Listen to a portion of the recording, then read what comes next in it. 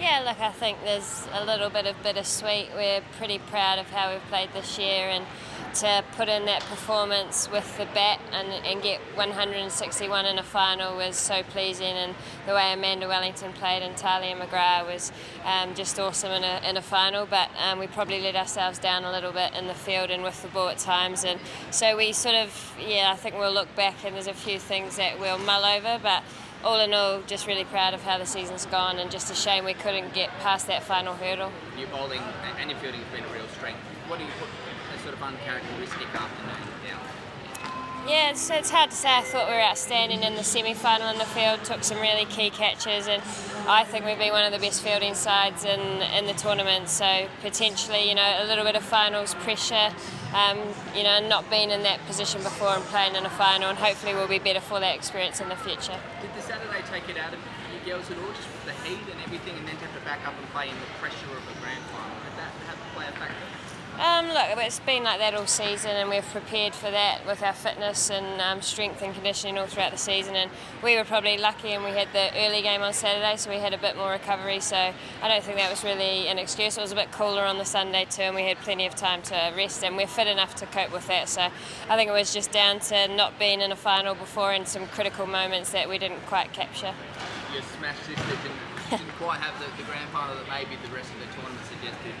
she might. What have you sort of said to her about the game, and how was she after the game? Yeah, she was absolutely gutted and came and apologised for her performance, but look,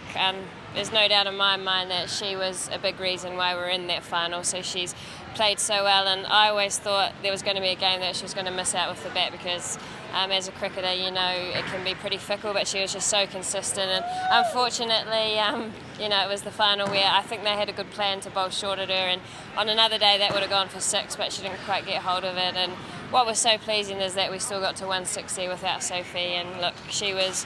brilliant all tournament, so she'll be gutted, but also pretty proud of how she's played. Obviously the Heat are building a bit of momentum now, back-to-back championship, first time for a lot of these girls in a final, so how important do you think that experience can be for the group going? Yeah, massive. We'd played in one semi-final and didn't quite perform, and to perform the way we did in the semi, and then to have players like Talia and Amanda Wellington step up in the final, I think will put us in a really good space for next season. So yeah, it was a really big season, not only for Sophie but for a lot of our younger players who've been rewarded with Australian A selection, so that's exciting to see, and they're only going to get better and better. Are you confident in keeping the core group together?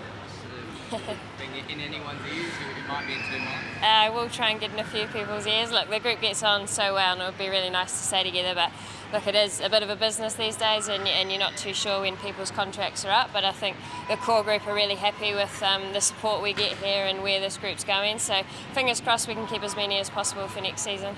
You've got to play Sophie on another team on Friday. Can you explain to anyone who doesn't know how that's happened and what that might be like so soon after playing in the grand final?